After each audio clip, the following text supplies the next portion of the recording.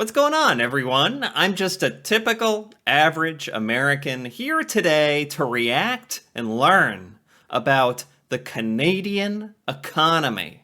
Now, Americans they don't know the first thing about the Canadian economy. We don't really think about any other economies but our own. That's just like the American way. No offense to Canada. I'd call it the same way for any other nation in the world. Americans really only seem to be taught and bother to learn about things that directly affect themselves. And, I'm sure for many different countries around the world, that is a similar school of thought. But at the same time, we've become such a globalized world, all so connected.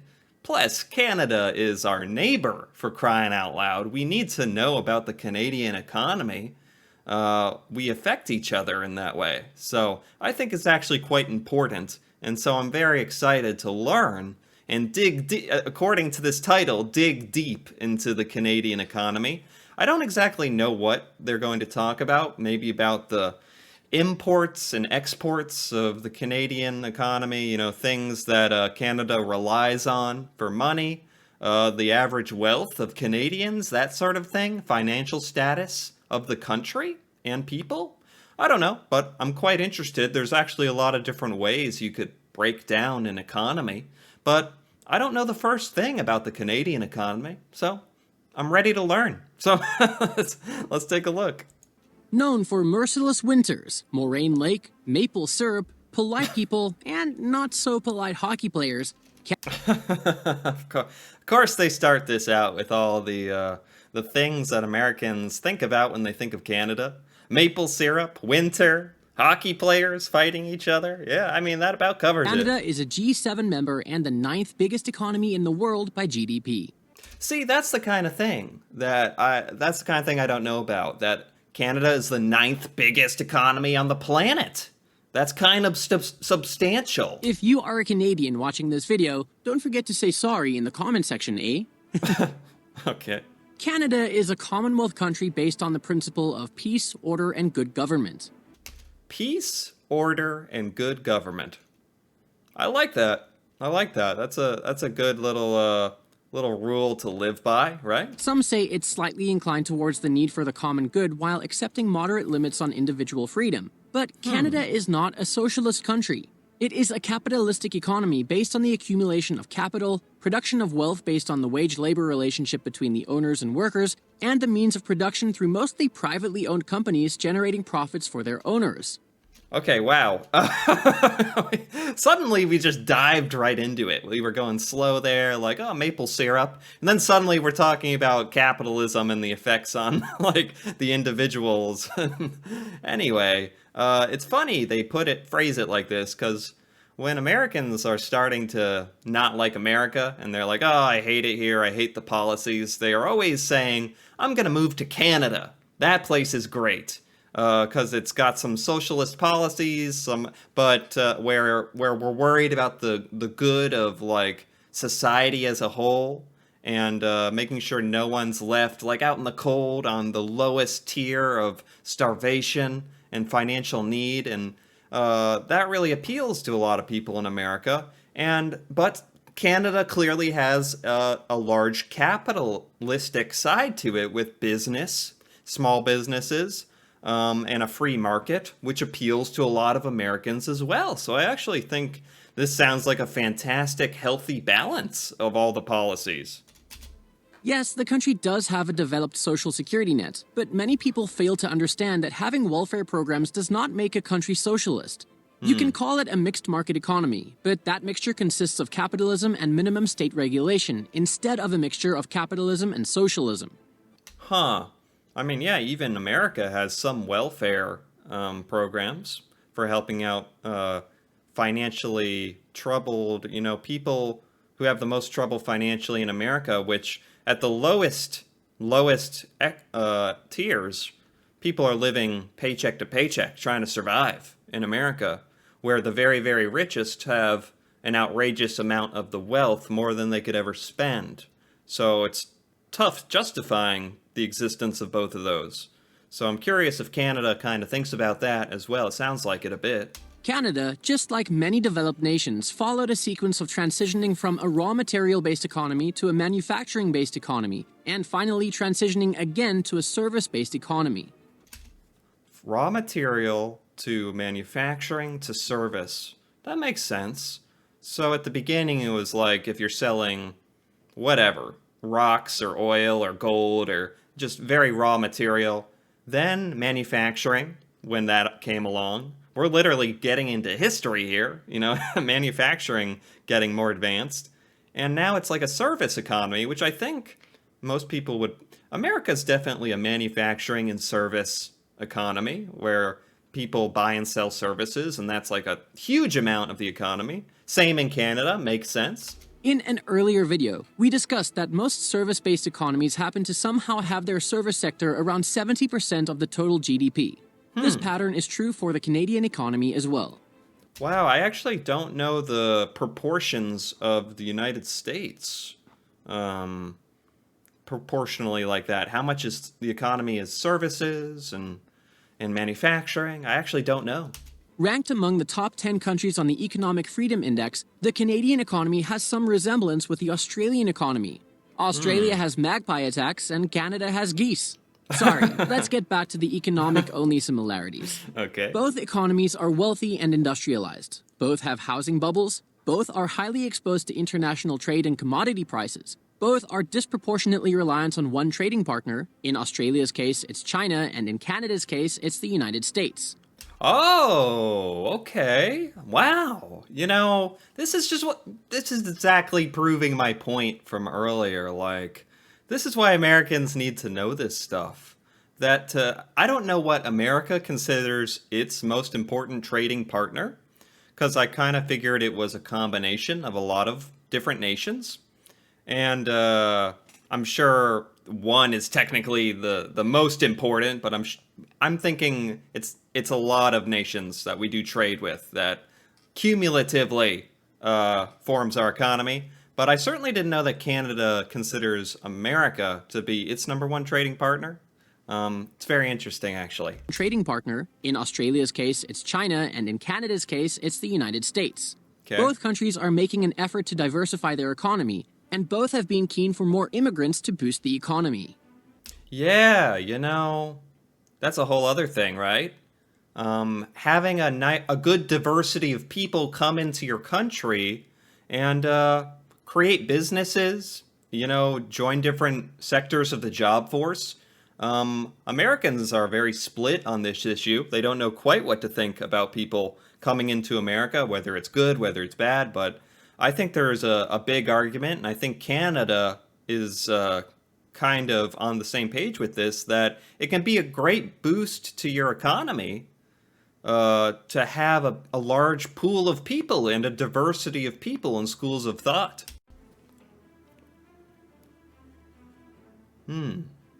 Canada's fertility rate, or should we say the breeding rate, is among the lowest. This rate is below the replacement levels. What? I know this is actually a worldwide issue right now, that a lot of countries have low fertility, low birth rates, I should say. That it's below the replacement rate, where the population is going to decline in the world, let alone Canada. Yeah, so that's pretty important stuff, actually. On the other hand, it has a growing aging population. When it comes to the aging population, Canada is no Japan, and not even like Germany or Italy. Oh, this is all the top countries by aging population. Huh, so United States, is it on here? I don't see it. I feel like the population of most countries in the world seems to be quite weighted towards older people. And that's part of the problem, is that we're not... people are getting older and not a lot of people are getting born. But with a 17% population over 65 years old, it's not far behind. Further complicating the situation is the combined median age of nearly 42 years. Let's put this all together. A growing number of older people utilizing social and other services without contributing to the economy. A small working age population paying for all this. Right. A low birth rate of children that are supposed to grow up to join the workforce. All this makes the country inclined towards more open immigration policies so a bigger working age population could be achieved. Oh, that's interesting. So, a more open immigration policy can help with the low birth rate problem because, yeah, you get a lot of older individuals who are certainly spending money, buying goods and services, contributing to the economy, but they're probably retired on average, most of them. They're not working. So, it's a lot of purchasing going on, but not like a lot of job replacement. But having people come into your country and maybe become citizens could help, equal that out. After all, there are only enough taxes that you could put on the high earners under the slogans of tax the rich. And you can't cut back on the social service benefits either, as the existing population is used to them. The population problem is the crux of. Yeah, I mean, I couldn't skip that. That's a huge thing in America that we have a social security program where you pay into it your whole life and then you get payments when you're older, monthly payments to live on. And it's getting to the point where people rely on that to retire. But not enough people are getting born in the United States and contributing to it, making payments towards it, the younger people. They're worried that when they grow older, who's going to be paying to those payments so that they can be the ones who are older and getting paid, if that makes sense. It's a real issue, actually. Of the whole matter. Bringing more immigrants into the country is more of an economic decision than a moral one and has nothing to do with catchwords like diversity, inclusivity, and multiculturalism. That's very true. If you look at this purely analytically, a lot of Americans treat this as a political issue, but it's really a huge economic issue, isn't it? The country is managing its immigration system for the economic benefits of Canada and not for the immigrants. Yeah. The country wants you to contribute to the economy, but it also wants you to breed. Canada has a high What a way to phrase it. But it also wants you to breed. Citizens, go out and breed. Now, okay, I get the sentiment, but what a way to put it. Foreign-born population that accounts for nearly 8 million people, which is over 21% of its total population.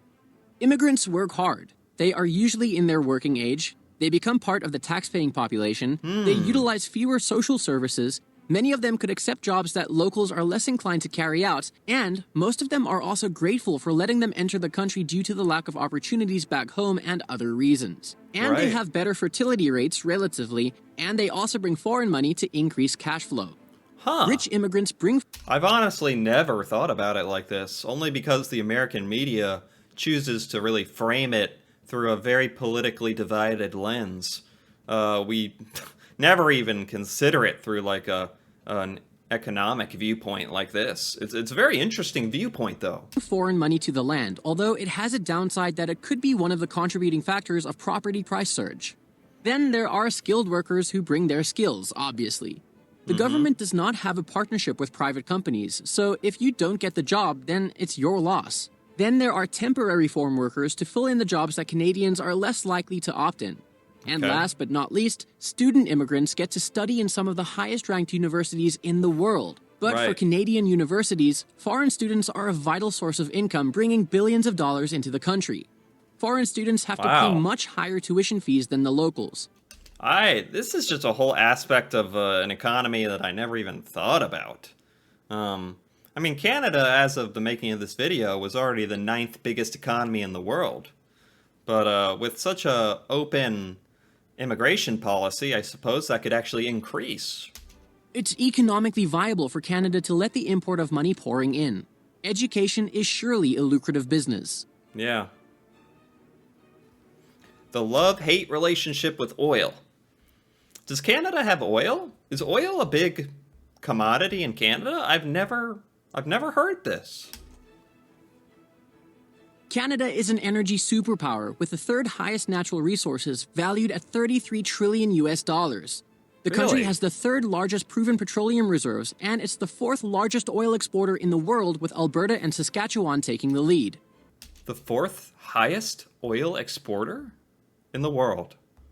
This is the kind of thing. This is why I need to watch. This is why I'm here. This is why I need to watch this kind of stuff is so important. I just never knew. We just don't. It's not something we discuss in America. You know, we talk about America's issues with oil and getting it and gas prices, but never about like the important players in oil, such as Canada. But despite sitting on gigantic oil reserves, it also imports oil for domestic consumption due to various reasons. Canada's oil is supposedly extra heavy, and it's more expensive to extract, refine, and transport. Oh, The oil economy can grow and shrink based on the global market prices. When the price is high, it's profitable. When the price is down, it's unprofitable for Canada to sell it. wow, that explains a bit. I was like, why have I never heard of this? America's obsessed with oil. I was like, what? So Canada has heavy oil. So it needs to be sold at a pretty high price to be worth it to refine it, we'll say. Interesting. This is true for any business. If your competitor offers the same or better product at a lower price, you are out of business. It makes Canada inclined towards oil imports from the US and Saudi Arabia. Huh. Another debatable reason for importing oil is the lack of new pipelines within the country that could increase the availability of domestically produced oil. Okay. All of these factors make Canada look for alternative energy sources for future energy demand instead of relying on other countries. It has comparatively little to do with caring for the environment and more to do with economics. So if this makes it sound like oil is a major player in the Canadian economy, but at the same time, Canada doesn't want to be reliant on it because it's not consistent. You're not consistently able to sell it. So maybe it's not that big a player in Canadian economy. But Canada buys a lot of it, but also wants to increase their use of renewable energy, which is great, of course. Okay. Canada is a collection of smaller regional economies. Some regions want to keep the dependence on oil, while others wish the economy to go all green. Some opinions advocate for a gradual and properly phased shift before it is replaced by alternative energy sources that are cost-effective as well as reliable, but no Sure. one has a clear answer. Right. Another reason to move away Do the different parts of Canada, the different regions, like really have their own sort of economies and they disagree on stuff like that? I never even thought of Canada like that, but you know, they speak different languages in different parts of Canada, French, English. So it actually makes sense to me that could be a thing. I mean, America, for the most part, even though we are 50 states, we usually, on issues of the economy, think of it just as the United States as a whole, choosing to do something or the other, not as this state's economy. We don't think of it that way. But Canada could be a little different if there's just a couple of regions that comprise it. from oil dependence is the need to diversify the economy. Another reason to move away from oil dependence is the need to diversify the economy. Almost Sure. all Canadian oil exports go to the US. Staple Oh. thesis is a theory that suggests the export of natural resources from Canada to other advanced economies has a pervasive impact on the economy as well as on the social and political systems. Man, you'd think, as much as America obsesses over getting cheap oil, the news would talk more about Canada being a major exporter of oil to the United States. That's weird to me. Different staples like oil, minerals, forestry, fishing, etc. impact the rates of settlement as well as federal-provincial conflicts. Some say that the economy could still evolve and diversify, while others suggest it could Sorry, I have to pause it because it's a Tim Hortons sign on the top. I always have to point out Tim Hortons now that I'm aware of its existence. permanently get locked into dependency as a resource hinterland. In simpler words, Canada is used by larger countries for staple resources, and it is tied to larger markets, leaving it less likely to explore its own destiny. Canada ranks 36th on the Economic Complexity Index, which means its economy is less diversified among different sectors relative to other countries ranked top on the list. Okay, I mean, yeah, we haven't really talked about a lot of different commodities that Canada sells, other than at the beginning where it was kind of joking about maple syrup and the natural resources that it used to sell. So I could see where not having a very diversified set of things to sell to the world, if you want to say it like that, would be a problem because you wanna be diversified. You don't want all your eggs in one basket. However, it's still diversified enough, at least much more than Australia. So Oh. it won't be right to call it an oil country, as it has other sectors including real estate, construction, finance and insurance, logging, automobile, and so on. Okay, I was like, what are these other sectors? Well, it's got a lot of the sectors that America and other developed nations depend on. Okay. Digging deep into the Canadian economy. Okay, let's dig deep. Canada is the world's biggest exporter of maple syrup. It Yeah, yes. Oh, I'm glad. I mentioned this earlier, and I was thinking in the back of my mind, wait, maybe it's not so true that maple syrup is like such a huge sector of Canadian export, but lo and behold, the syrup makes it once again. Americans always wonder, like, how important is maple syrup to Canada, actually, because we can't tell if it's, like, exaggerated or not. But it's true. It's kind of true. accounts for over It's important. 75% of global production. Biggest Wait. exporter of maple syrup. It accounts for over 75% of global production. But contrary to the assumptions, the sweet stuff does not have the biggest impact on the economy. It accounts Okay. for around 0.02 to 0.03% of the total GDP. That's what I would expect. I was gonna say it's maple syrup though. It's not the most expensive thing in the world. You can't create a ton of it to sustain a country. So it's like less than 1% of the Canadian economy. But it does have an impact on the economy of specific regions like Quebec, where thousands of jobs rely on the industry. Okay. The region also imports seasonal workers from outside to keep the taps running. Canadians could confirm in the comment section if the $100 Canadian bill smells like maple syrup. Okay. Canada has the longest coastline in the world. It's among the top contenders that export fish. That's a fun fact. Largest coastline in the world, Canada. That's a really fun fact, if ever there was one. Canada has the longest coastline in the world. It's Okay. among the top contenders that export fish and fishing products. Oh. Lobsters are its top seafood exports. Oh.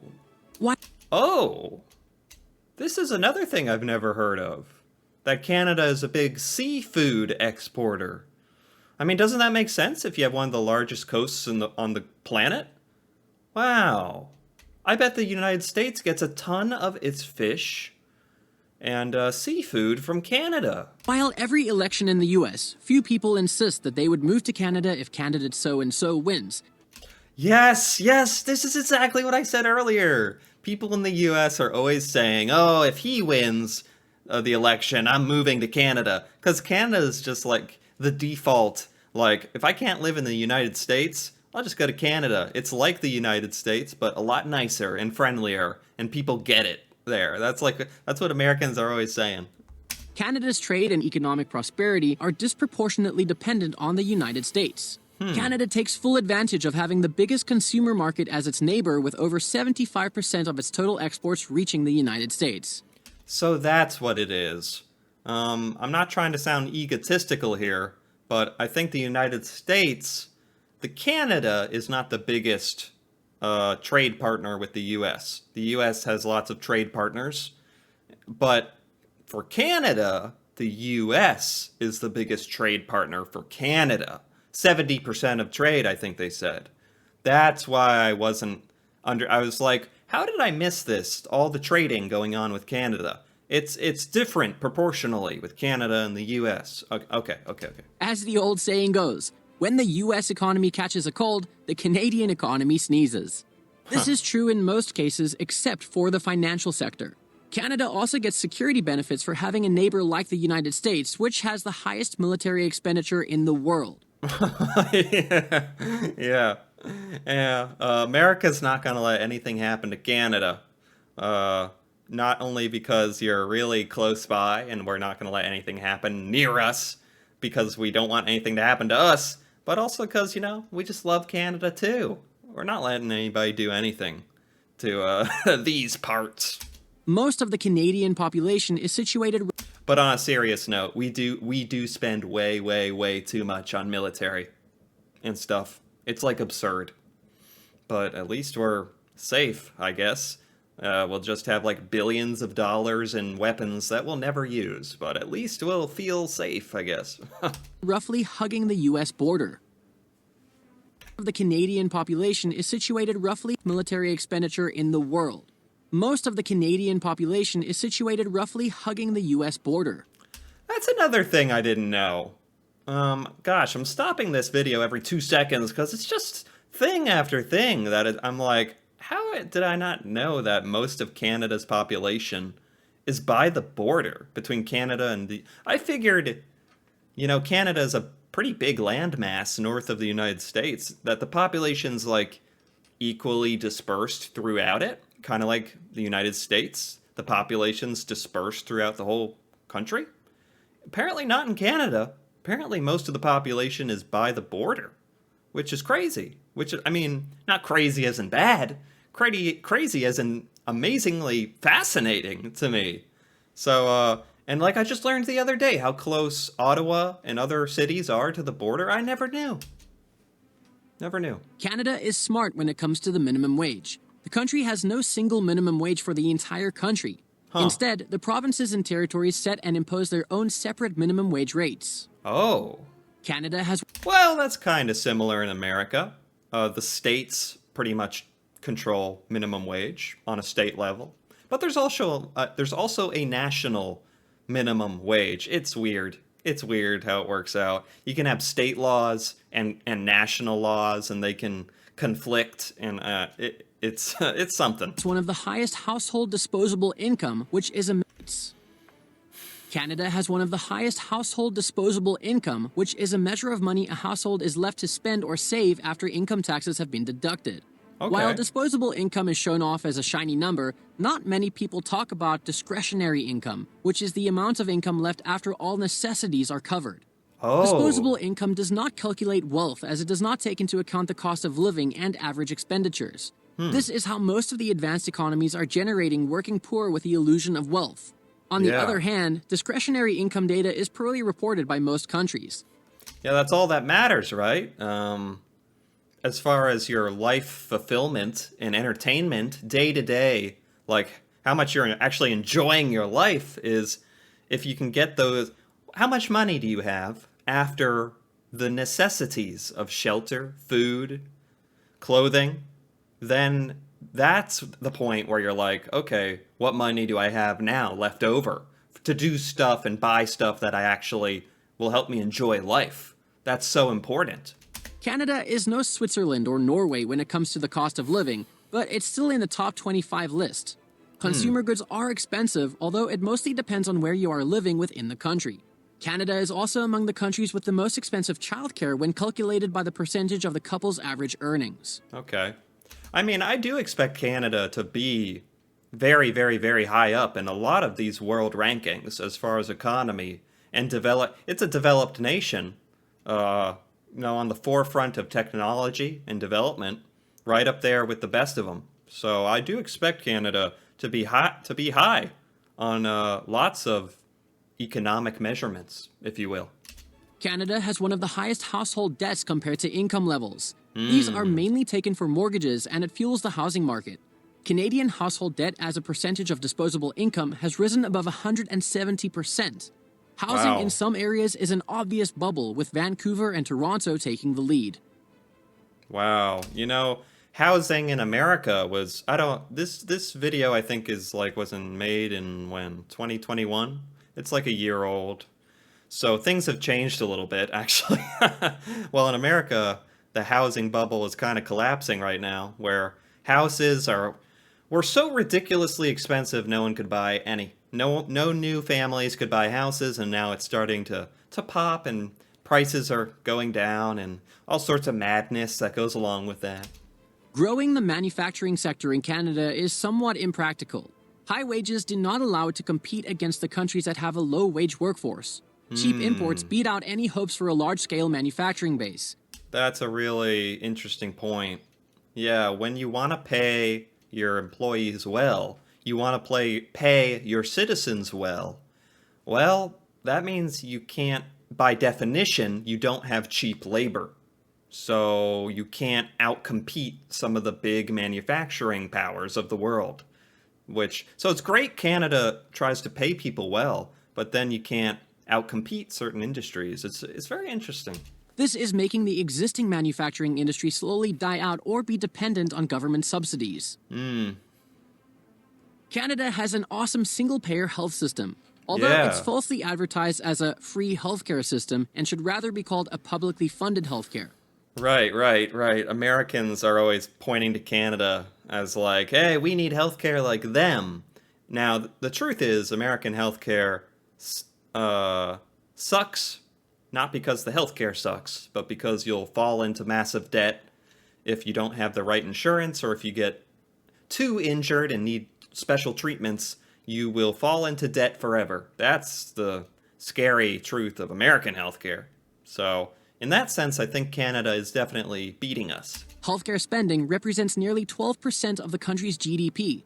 While some Americans are quick to point out flaws in Canadian healthcare, and you can discuss the comparisons between the US and Canadian healthcare in the comment section below, nonetheless, Canada's healthcare system works great for most of the population. Well, the problem with America's healthcare system is they treat it like a business, where they want you to... Their priority is not your health, it's to get you to pay crazy amounts of money. Yeah, so anything's better than that, I think. Agriculture is not Canada's plus point and accounts for 1.6% of the total economy. You can Okay. partly blame the country's harsh climate. Oh, I was gonna say, why is this? I don't think of America as a huge agricultural cornerstone of the world, but there are a lot of farms, a lot of farmland. The climate is pretty conducive to farming in America, so it actually is a huge part of our economy. But not so much in Canada because of the aptitude for like coldness and fluctuations, big changes in climate throughout the year. That makes sense. There is an abundance of imported food available at a much cheaper price relative to domestically produced food products. However, the government does offer protection to some agricultural sectors like dairy and poultry against the competition induced by the low-price imports and to keep some food self-sufficiency, although Okay. this results in higher consumer costs for some products. Okay. Canada is not the best when it comes to traditional food and cuisine. Poutine I guess this just... Oh, poutine! Of course I accidentally paused it on the poutine. Still have never had that, by the way. I was just going to say, I guess it's up to each nation to kind of decide how much they want their government to intervene and kind of support different businesses and industries, such as like the dairy industry in Canada. You want those people in that industry to be able to make a living and survive and make Canadian milk and dairy products. But, like, economically, it doesn't add up, so the government has to help, and I think every country kind of comes to their own conclusion on how much help they should give and to what. is an exception. Kraft dinner is also very popular. What? Traditional food and cuisine. Poutine is an Hold on. Canada is not the best when it comes to traditional food and cuisine. Oh. Poutine is an exception. Kraft dinner is also very popular. Canada Oh. has the largest number of donut shops per capita. Oh, wait, mac and cheese, donuts? Oh man, this is getting me... This would get any American a little excited, sorry. They also consume the most donuts per capita in the world. Wait, Canada does? I'm shocked that that's not America. Americans love donuts. I'm a little embarrassed that you took that title from us, man. Donut shops per capita. They also consume the most donuts per capita in the world. Tim Wow. Hortons is surely a contributing factor. Canada Okay. is the second biggest country in the world by area. From Niagara Falls Right. to the Canadian Rockies and having the highest number of lakes in the world, tourism accounts for 1% of the economy. Huh. It is something that could be expanded to its full potential in the future. Right. I think the tourism to Canada should be much higher. I think there's a information problem with Americans. Most Americans don't know how beautiful it is there and how beautiful and amazing the cities are in Canada. They're just not aware. So there could definitely be more tourism if the information, if people in America and other parts of the world were more informed on the amazing stuff in Canada. With its early colonial history, Canada has two official languages, French and English. Bilingualism throughout Canada results in the duplication of government services like bilingual signage, forms, advertisements, and so on, using the public purse. I've never even thought about that kind of details, because America is just monolingual. One language. We speak American. No, we speak English. But I do think man, I wish I spoke another language. That's so cool. I'm jealous. But apparently it causes some duplication of efforts in Canada, which, that makes sense. Never had to think about that. A 2012 study revealed that bilingualism costs about $2.4 billion. Right. Higher education in the country is not a lifetime mortgage that students take decades to repay like in the US. Yeah. Canada has a well-educated population. The country ranks one of the highest on the Tertiary Education Attainment Index. Wow, that's fantastic. And yes, of course they had to take a jab at America. We deserve it. You'll go into massive debt forever just by trying to get a higher education. So Canada is definitely winning there. Although what is referred to as white-collar jobs are short in supply. Canada needs more companies like Shopify, but it has a talent drain problem where tons of graduating from universities can go abroad to the south to enjoy better earnings, a higher consumer base, and a warmer climate. Oh, yeah, that is a drawback. There's advantages to being right bordering America, the United States, I should say. But then also a lot of Canadians, if they want different opportunities, they can travel into the United States and work there if they want to be a part of Silicon Valley or other sorts of places that they think are advantageous or have opportunities. Wow. I never thought of that.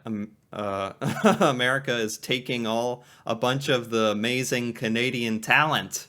Sorry about that, but also I'm very happy to have them.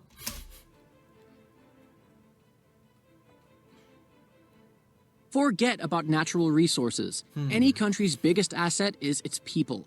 Canada needs to invest in its people, not by showering more social benefits over them, but by promoting a culture of entrepreneurial mindsets and innovation.